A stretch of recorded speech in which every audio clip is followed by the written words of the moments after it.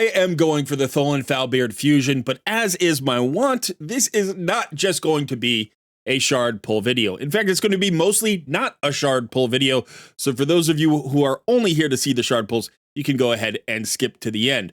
I have several things I want to talk about today, one of which is this summon rush and the point total distribution for the rare and epic champion. I also want to talk about some of the progressive champions that are in the event that we're going to be pulling shards for.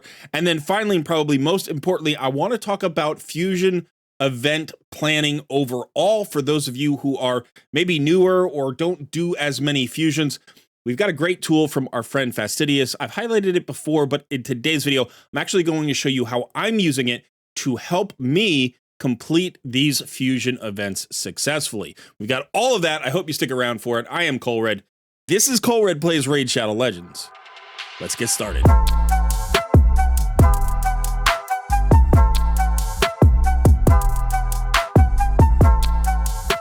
For those of you who don't know, Fastidious is another content creator. He's a friend of the channel, and we do collabs on a frequent basis. This is his website, fastidious.gg. Now, it was originally built for Watcher of Realms because he's also a content creator in that game. But if you come to his website, you just have to click on the raid banner right in the middle, and it'll take you to the raid section of the website. And what we're going to be using today is this Fusion Planner calendar. Now, it's really best to use this calendar or start using this calendar right at the beginning of a fusion. It's okay if you're a few days in. But the other thing I should remind you to do is go ahead and get an account. So sign up for an account. It's totally free. They're not going to bother you with any kind of spam emails or anything. It's basically just so that your fusion planner will be remembered and you won't have to set it up every time you come to the website. So this way they can remember who you are. So as you can see, it just says My Realm up in the right-hand corner. And this is the current fusion. They populated pretty quickly, just within an hour or two of the fusion being launched. They always try to get this up as quickly as possible. And so the way this works is they have all 16 events listed, plus all of the rewards you can see are within the events where you can obtain them. So right now, what we have going on is it's Saturday. You can see it's highlighted Saturday. And we have several events going on. This is not automatic, right? This is a custom planner. So you have to enter all of the data that you're doing in order for the planner to know what's going on for you. That means everybody's planner is going to be a little bit different depending on when they start events, so on and so forth. However, obviously, the events are populated because those events and the schedule of those events are controlled by Plarium. So here what I'm going to do is I'm just going to click on the Dungeon Divers, and you'll notice when I click on it once, it goes to in progress. That is because the Dungeon Divers event is currently in progress, and I haven't finished it yet, right? So I'm just letting the planner know that I haven't finished this yet. The Spider Tournament, I'm going to click twice because I've actually finished the Spider Tournament, and I've collected the reward. So the important thing here is you can see the 16 champions down at the bottom, 16 rares. You also have 4 copies of the Epic here. So when you fuse those rares into the epics, you can go ahead and populate down here. But what I'm doing basically is I'm just going to collect this rare from the Spider Tournament because I grabbed it and it is now in my possession.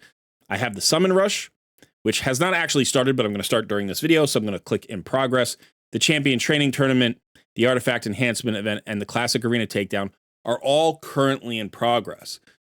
Now, by the end of today, I want to make sure that I finish the Dungeon Divers. You can see it completes here today. It won't go. Now, by the way, you should know that this is based on, I believe it's UTC. So your time, wherever you are in your time zone, isn't automatically adjusted here. So you have to look in game to see when the timers are. So for instance, I know I have about 12 hours left on the Dungeon Divers, and it's about 6 p.m. right now, so it's going to go until, I think it's about 5 a.m. Or maybe 6 a.m. in the morning, but obviously I have to complete it before I go to bed around midnight. So I really have 6 hours to complete the Dungeon Divers, which is fine. I'm most of the way through it. I only have 1.5, rewards. There we go, 1.5 rewards left to pick up. But just be aware that, the time is, you have to go ahead and look in game. Remember, this is on you. This is a tool to help you. It's not going to do it for you. And that's important to recognize, but it's still an incredibly valuable tool because you don't have to track all of these events by yourself. And because I've got an account and I've signed in, it's going to remember all of the stuff that I put in next time I come back to the planner. So that's awesome. Now, again, as we go through, you can also kind of look and say, what am I going for? For instance, am I going to grab this epic here, or am I not going to grab this epic? And as you can see down in the bottom, okay, now I have possession of the epic. Now I don't. And that's the second thing I want to talk about is the point totals in this Fusion's Summon Rush. So let's go back to the game and we'll look at the reward track over there. Here is our Summon Rush. You can still see we have over a day left. No need to rush the Summon Rush. We can kind of wait and see what happens here. But the most important thing, and I talked about this in my No Fail Fusion plan video, was where were these point totals going to be? Most typically, that first rare is between 5 and 6 Sacred Shards worth of points into the game. Sometimes it's been as high as like 3,200, 3,250. I think it's only been 3,500 once, and more normally it's like down around 3,150 or even 3,000. So this is a full Sacred Shard of inflation, basically. Typically it was at 3,000, now it's at 3,500. Now that on its own is kind of annoying, but it's not a huge deal, right? It's not a massive deal. It's one Sacred Shard. Obviously, for newer players, that's going to be a little bit trickier to get that extra Sacred Shard, but you could go ahead and pull 500 Mystery Shards if you had to make up the difference. The big deal is that we have the Epic here at 6,100 points. Now, if we go from the 3,500 points to the 6,000 points, let's call it, that's an additional 2,500 points, which is only 5 additional shards. And you don't think of it, that the 5 additional shards is not that big a deal. You think of it as 5 shards, right? 5 shards to get the epic. Ooh, that's a lot of good value. That's a great value here. I'm getting, a legendary skill tome, a barrel, rank 5 chickens, and then I'm getting that epic, and that's going to save me 4 other events in the fusion. Now, what I'll say is if you're a spender and you want to do this, that's entirely up to you. If you're a free-to-play player and you have a horde of Sacred Shards and you want to do this, you could. But I'm going to recommend that most players skip this epic unless you know that your playtime in-game over the next 2 weeks is going to be tenuous, right? Where you may not be able to complete events because of the playtime requirements. Or if for whatever reason, like you have no silver or you have like no other resources and you're like, hey, I got a ton of Sacred Shards, which would be weird, but it could happen. I have a ton of Sacred Shards and I don't have any other resources. So I'm going to do this to save myself other resources. You could do that. But the reason I'm going to recommend this isn't because of the 5 shards in between, that's going from the rare to the epic, but rather because we're starting at 7 shards on the rare, the 12 shards for the epic is too much. It's too much. I think we have to reject this price point for a couple of reasons. One is this is a long event. This Chaos Awakes event happens for, several more weeks, more than a month. I think we've got another 6 weeks of this. And these events are shard heavy. There are going to be Heroes Paths and Decks of Fate and Titan events and all sorts of stuff and guaranteed champions that require Sacred Shards. So when you talk about these 5 Sacred Shards, it's not so much that it's a bad price for the epic. It's that I only have 20 Sacred Shards, and if they just chew through these 5 extra Sacred Shards, I'm potentially going to be hurting myself down the line. Now, what happens, this is the other side of the coin, what happens if I just skip this epic? All it means is that I have to complete all of the events, right? Worst case scenario, I just have to complete all 16 events. And remember, the Champion Chase next weekend should be a 2 times Ancient Shard weekend, which means I've got a chance to pull the epic during that event anyway. And I wouldn't recommend skipping that event. Normally, you would go for the extra value here in the Summon Rush so that you don't have to do the Champion Chase. But it's likely that most of us are going to do the Champion Chase anyway. Now, if that's not you, if you're like, no, I would love to skip the Champion Chase, okay, that's fine too. But I am not going to be pulling past this point, even though I don't think the 5 shards is particularly bad. It's the 7 shards that I don't like. I don't really like that. It's not awful, but I don't like it. And I also know myself, if I pulled to the 6100, I would pull to the 6600 to get that extra legendary tome. So I'm not really talking about 12 shards. I'm talking about 13. And that's just too many. It's just too many because I know I'm going to need all those sacred shards for the rest of the event. Okay, so that is that topic down. Now I want to talk about a couple of other things here because there is a progressive event going on. The only time I ever pull for progressive events is when I do a summon rush during a fusion or a titan event, right? Otherwise, I save my sacreds for other things. Like I use them here and that's it. I don't use them normally during 2x events. You know, recently I pulled during 2x event because there was a lot of value there, but I'm always trying to get maximum value for my sacred shards. But in this case, I always think of these sacreds as an investment in a guaranteed champion. That is the fusion champion. And I know what champion I'm getting. He is an excellent champion. I'm excited for him. I want him. I think he's going to help my roster. And so I'm investing these 6 sacred shards into Tholin Foulbeard. But along the way, I've got this chance at these progressive champions. Now, it's not likely that I hit on these, but I may as well discuss some of them. For me, personally, I own all of the champions except for 2. I don't own Dune Herald Zaharas, and I don't own Graos Turn Drake. Now, these are newer champions that have been added to the game recently, and I just want to give my quick review on these 2 champions, and then I'm going to pick which one of these 2 I'm going to add to my progressive event. So why don't we go ahead to the index so we can kind of give a breakdown of these 2 champions. I really haven't looked at these champions very much, so this is going to be basically a first impression. I glanced at them very briefly yesterday, but I really didn't retain a lot of it because I wasn't doing a deep dive. I knew I wasn't doing a video yesterday. So as we normally do, we like to start with the stats here, the base stats for Dune Herald Zaharas, who is a Force Affinity support, legendary, from the Barbarian faction. It's kind of interesting. I don't have a lot of Force Affinity supports. I can think of 3 that I have. I have Pythion, I have Mighty Uko, and then I have Freya. I guess I also have Rector Drath, but she's an epic. But I think that this is an affinity. You don't get quite as many supports. Actually, I guess Doom Priest is also one, right? Anyway, so maybe there are more than I think. But it's just funny because one of those that I mentioned is Freya, who I got in the Barbarian faction during another event not too long ago, the Asgard Divide. All right, so let's take a look at that. Those stats, 21,480 HP, along with 1,112 defense. Pretty good combo there for a support.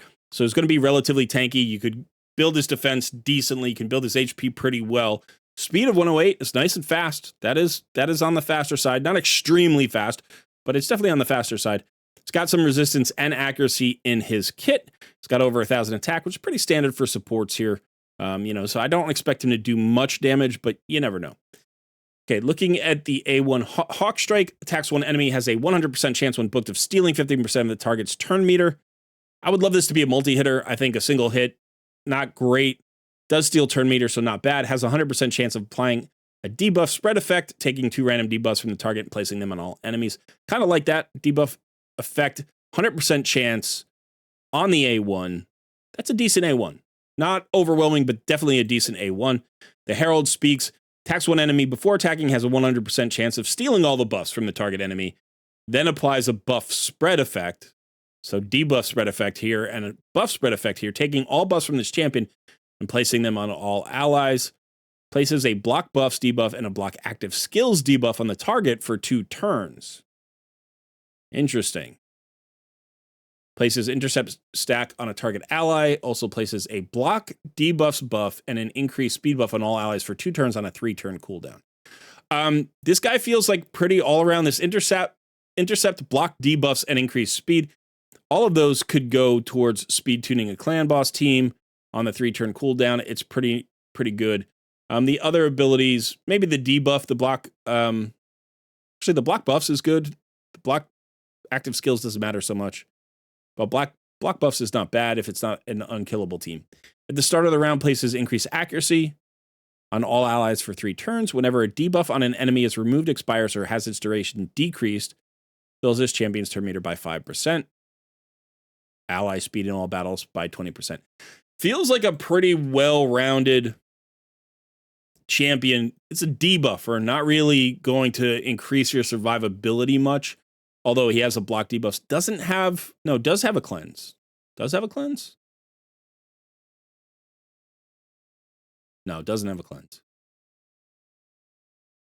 But I can see him in PvP. I can see him in PvE. I think more likely PvE. PvP, he would need a very particular team comp, I think. But yeah, could get some value there.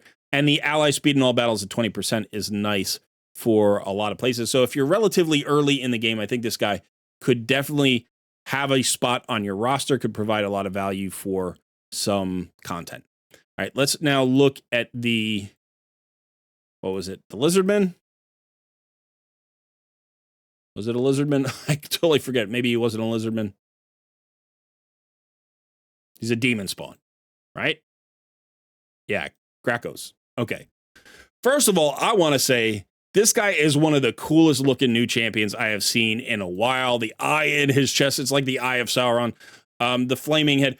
Just quickly, because this is actually what I spent most of my time yesterday doing with this champion, is I was just comparing him to Mortu Macabre, who he looks a lot alike, right? Like, this is a champion who's a bit older. He's about 4 years old or 5 years old. And, you know, cool looking champion. You can see some of the flame like coming through the skin. But like, if you just look at the textures, like look at the wings, right? And the scales that are supposed to be there and how kind of simple they are. Even the horns, you know, and the textures on the horns. And then you go over to Graos and you look at them and you're like, holy crap, they have upped their game. Like, look at the wings and like the extra details and the scales on the wings, even the shading. I mean, the light, definitely a cool looking champion. Graos turned Drake. So well done there, Plarium. Yeah, I like the way this guy looks. Oh, we should start with the stats. So he is a Spirit Affinity HP legendary from the Demon Spawn faction. HP is 22.6, which is pretty solid for an HP-based champion. 1,244 defense. That's nice. He's definitely going to be survivable. Low attack, which should be fine. Speed 99, so average, maybe slightly below average, not a huge deal. We see the extra crit damage, which means this guy is probably going to be a damage dealer, or at least a hybrid damage dealer. A little bit of resistance and accuracy in the kit. The A1 will ignore 25% of the target's defense. We love that. Heals all allies with less than 50% HP by 10% of this champion's max HP. So he kind of has some sustain in that kit. I mean, right away, that makes me think about whether or not he can solo, right? HP-based damage dealers are often the best types of damage dealers to turn into solo champions. Not always, but often, right? Because they're highly survivable. They don't care about his ignore defense as much.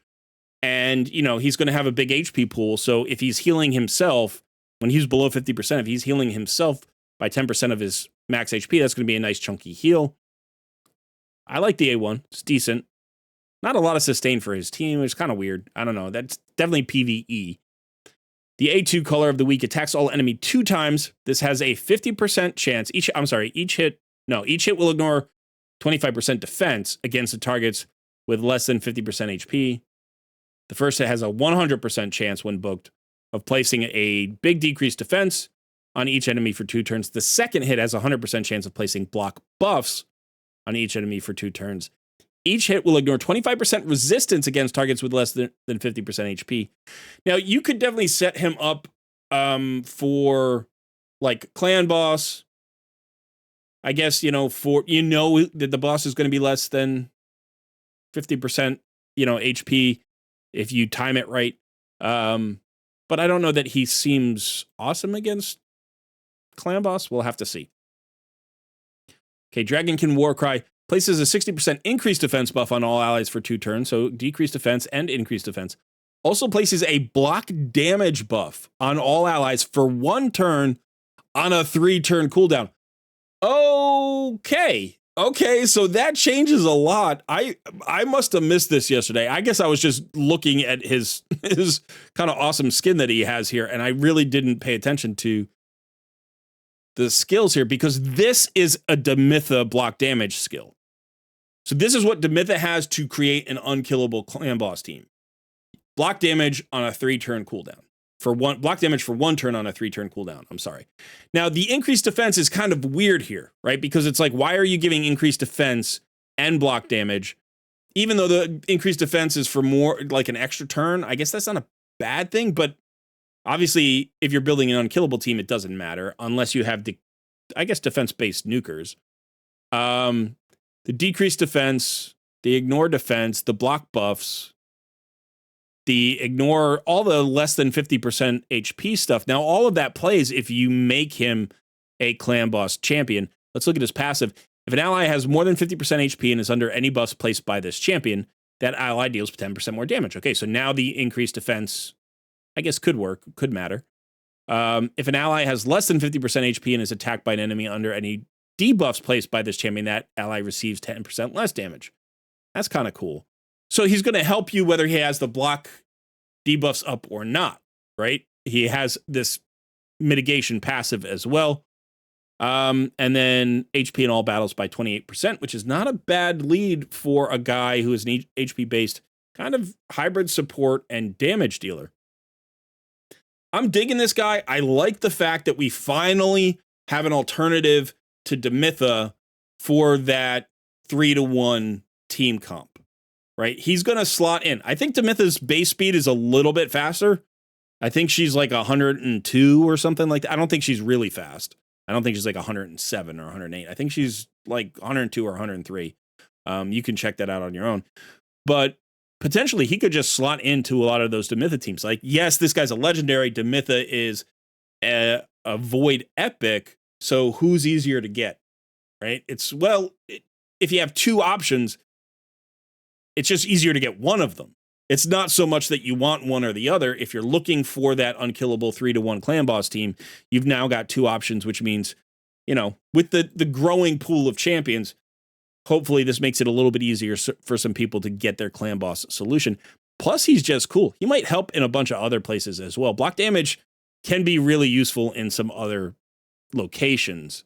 And yeah, so I'm liking his kit. The kit makes some sense altogether. Gives some good debuffs. That ignore defense is good. That sustain, I do think with the block damage and the increased defense, he could be a solo champion as well. Especially if you build him really fast, you know? So it's potential you could get him into a clan boss build that would also be a solo build. That's pretty cool. And that is enough for all of that. Let's see how we're doing. Okay, we're going to be a little bit longer video today, but we knew that. We were covering all of those things. So now we just have to go ahead and pull our shards. Now, I'm going to be pulling the 6 shards. I'll get the extra 100 points. In fact, I might already have the 100 points from from mystery shards. So no, I have 40 points, but so all I'll need to do is pull, 60 mystery shards to get that done. Oh, I don't. I'm sorry. I was thinking 6,100. You know, I thought I needed the 100 points, but no, we need 7 shards for Glen Sage Sithril. So I guess we'll pull 7 shards. I don't really want to pull 500 mystery shards, so I guess we'll pull 7 shards. Okay. And this is what we're going to go for. And then as far as this is concerned, I have my +4 on both Ugo and Phoenix, so it's going to be Illusinia, or whatever her name is. All right. So I think that's it. I think I covered everything. Now, the progressive chance is a little weird here because it's basically a 15 times chance because you're not going to hit 2, you know? Or, I mean, I did during my last, it was a 2 times Sacred Shard event. But during a 1 times, I'm not going to hit 2. Be lucky if I get 1. I'm probably just going to get a bunch of, oh, well, there I got 1 copy of Illusinia, so she's going to get a +1 now because I pulled my first copy during the last event. There's 2. I don't want to lose track here. I'm pulling 7. Cage Breaker, 3. Come on. Let's end this video on a bang. 4. That's 4. Jingle Hunter, who I don't really use. Maybe, I don't know if I should empower this guy or not. If you use Jingle Hunter and you think he's good, and you're at least late into the mid game or beyond, not in the early game. I can understand that he's good there. But if you use him in the late game or, later than that, let me know what you use him for, and I'll consider empowering this guy. But probably not. Probably not. Okay. Another Illusinia. Yeah, okay, I got her name right. We got 2 more. So that's a plus. That's now a +2, I think. Maybe we'll get all 4 copies of her. Just give me another one. Excruciator is excruciating. Last pull. Come on, let's see some gold. Let's see some gold, Raiden. Yeah. Okay, no good, Zalota, but we pulled the R7. We got some food. We got some food for champion training. That's fine. Now let's go over to the events. This is the Summon Rush. I'm going to go ahead and collect my Glensa. In fact, I'll collect everything but the energy. I'll hold on to the energy for the best moment, because right now I think, well, I got some time. Am I over the cap? I'm not over the cap, so let's keep regenerating some energy there. But what we're going to do is we're going to jump back over to the Fastidious website, and we're going to enter the new data for our tracker. We're on the Summon Rush, and we've completed the Summon Rush. So I just clicked that one more time to get to finished, and I'm going to go ahead and grab that rare. Now I know I've got 2 of the rares. I've got 2 of the events done. I am not going for this epic. There's no way to cross out this epic, to like say I'm not using him, but I don't know if that's a good thing or a bad thing. I'll talk to Fastidious tomorrow and we'll see what he thinks. Maybe we can put that in where you could like exit out and be like, hey, I didn't get this one. I don't think it matters that much. But all right, so now I know that before the end of the day, I have to complete the Dungeon Divers, like I said, and then I have another day to complete all of the other things. And I'm also already on the way. I'm almost done with the Classic Arena Takedown. Artifact Enhancement event takes 15 minutes. 15 minutes to complete if you have the silver. And the champion training, I do mostly in the tavern. If you want to see a video on that, by the way, I did one a long time ago. I haven't done one in a while, though. So if you want to see how I do the champion training tournament, let me know that in the comments below. And I'll try to put that together before Monday. Okay. All right. So there we are. We're all caught up. I hope you found this helpful and interesting. And I hope your shard pulls were better than mine. That's the last thing you can put in the comments below. Let me know if you hit on any champions, and I will celebrate with you. Or again, if you've missed, I will commiserate with you, as you know I do for everybody. All right, that is it for me today. Thanks so much for hanging out. I have been Colred. I will see you in another video soon.